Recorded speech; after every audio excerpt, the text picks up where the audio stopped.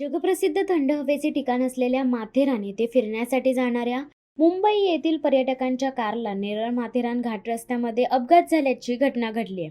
या अपघातामध्ये 4 पर्यटक हे किरकोळ जखमी झाले आहेत। अपघातामध्ये कार ही घाट रस्त्यात वळणावरून खालच्या रस्त्यावरती पडली असून सुदैवाने अपघातामध्ये मोठी जीवितहानी टळली।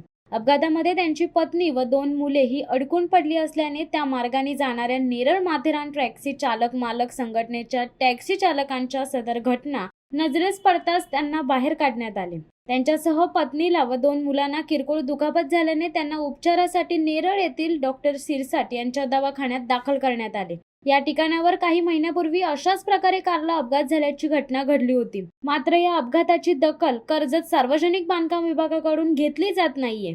त्याचबरोबर या ठिकाणी लोखंडी रेलिंग बसवण्यात आले नसल्याने येथे अपघात घडत आहेत। या अपघाताला कर्जत सार्वजनिक बांधकाम विभाग जबाबदार आहे, असे नेरळ टॅक्सी चालक मालक संघटनेचे उपाध्यक्ष रवींद्र मिसाळ यांनी सांगितले। सदर अपघात पाहता किती गंभीर स्वरूपाचा असून सुदैवाने या अपघातामध्ये होणारी मोठी जीवितहानी टळली आहे।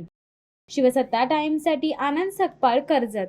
दे धडक बेधडक वृत्त देणाऱ्या आपल्या शिवसत्ता टाइम्स न्यूज चॅनलला लाल बटन दाबून सबस्क्राईब करा आणि बेल आयकॉनला क्लिक करायला विसरू नका।